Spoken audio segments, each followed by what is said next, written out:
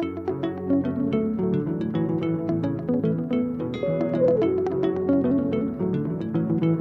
name is Davies Sasa. I'm a consultant gynecologist and obstetrician from Zambia. I work at one of the provincial referral hospitals in northwestern province of Zambia.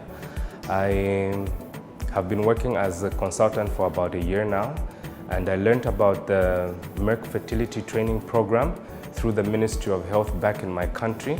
And this is a program that was introduced to me by one of my consultants in order for me to be able to acquire more skills and improve on how we take care of fertility-related issues back home in my country. So in my country, back home in Zambia, the biggest challenge we face with fertility care is that most of the care that we provide to our clients are within the general provisions of reproductive health care services. We do not have an isolated or specialized facility that provides care for couples that may be having problems with their fertility. And so the biggest challenge we have is in that we do not have specialized centers that can offer opportunities to couples that are struggling to conceive naturally, help them to have to become parents. So the other challenge that we have is that the training programs that we have back in my country are structured within the general training of obstetrics and gynecologists. We do not have specific designed programs that will address only fertility. And hence, most of the training that we have and the knowledge that we have with fertility management comes from the general overviews of how fertility should be managed and arranged. Hence, the provision of service to couples that have fertility issues is limited in most cases. We are able to provide the basics, but when it comes to IVF, for instance, we do not have readily available facilities for the general population in that regard. Hence, those are some of the biggest challenges. So with respect to some of the social stigma that I have come across personally, there's times when you are counseling a couple and for years this woman would have been tormented, would have been blamed for not being able to conceive, would have been pushed, sidelined, for example. She won't be considered wife enough. She will be disrespected, disregarded in the community. They will always make mention that this house, for example, is too quiet. We need to hear a baby cry. And these women will be stigmatized. And when they come to the hospital, there are certain circumstances where we have found that it is the husband who's, for example, unable to produce semen with sperm to be able to make this woman pregnant.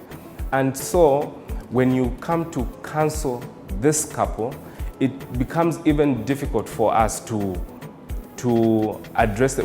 It's a very sensitive issue because these women will be divorced, they'll be chased out of their homes, they'll be thought not to be woman enough. The husband may not even take care of this woman because she's been unable to conceive.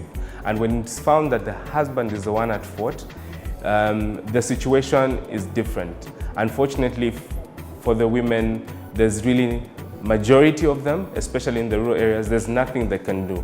And when they do not have this information that they can actually go to a hospital, go to a clinic, get tested, find out exactly why they're unable to conceive, they suffer a lot of social stigmatization.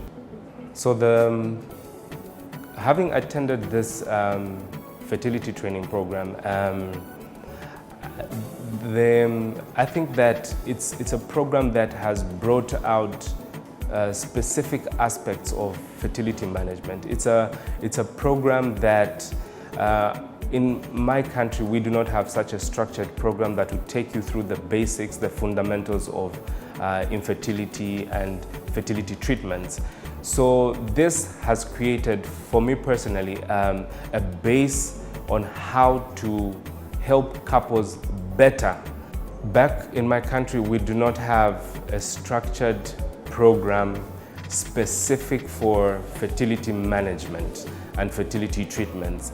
So with this knowledge, I think we could actually start to share some of this information and some of this knowledge that we have acquired both to our friends, to our trainees, to our junior doctors. We may begin to start sharing some of this information, and this could be a start of some specific fertility trainings that we'll be able to offer back in my country. So in the past 3 months during the course of this training, we have learned a lot of things, starting from the basic physiology of endocrinology related to reproduction, the types of treatments that are available depending on what the couple has come with, the focus on what we need to do in order to be able to improve the outcomes for fertility treatments, and also the focus in terms of what investigations we need to do to make it more cost effective so that the average couple could maybe afford to get some of these treatments.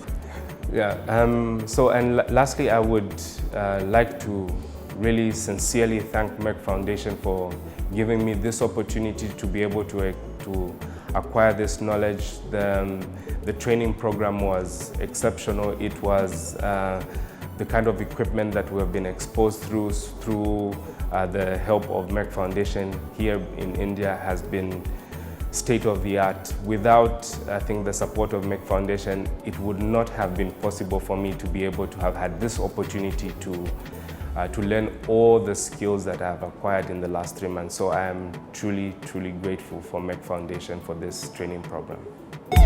Zambia.